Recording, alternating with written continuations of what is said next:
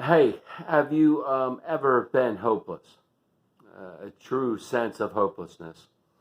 There are days when things just don't go well, and things have turned south for us, right? And things don't look good no matter what we do, no matter how hard we try, no matter how hard we work. Things look bleak, and our sense of hope, well, it lessens and lessens until we are left with a sense of hopelessness. And tonight I officiated a funeral for a young man that his death came unannounced. It was not expected. And the family has been truly grieving over the last week due to the circumstances of his death. And as we went through the service this evening, there was a lot of grief, right? Because it was so unexpected. But with that grief came this sense of hope because of the faith that this family shared.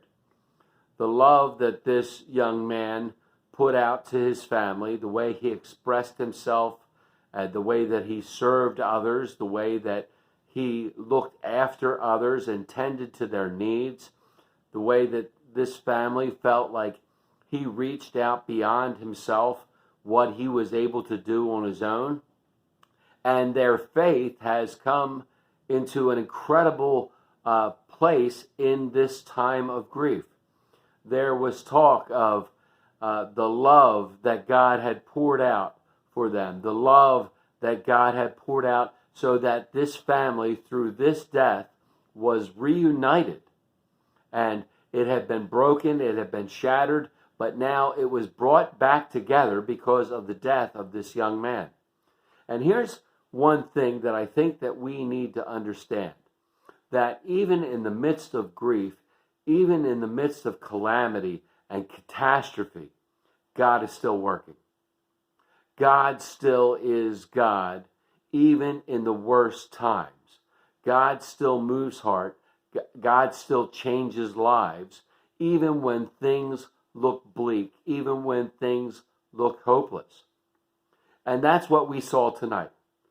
In the midst of a hopeless situation, in the midst of a death, in the midst of a grieving family, this sense of hope in God through the love of Christ arose, and it changed that situation tonight. Now, don't get me wrong. There was weeping and there was a sense of grief, but it was a sense of grief because they wouldn't see their loved one anymore. Not because that they were fearful of what had happened to him. They know that in the end, they will meet up with him again. There will be a joyful reunion, and that family will be reunited because of the love of Jesus Christ and what he did and what he accomplished on the cross for each and every one of us. That is our true hope. May God continue to pour out his grace, mercy, and blessings on each and every one of us until we get to meet again. Amen. Amen.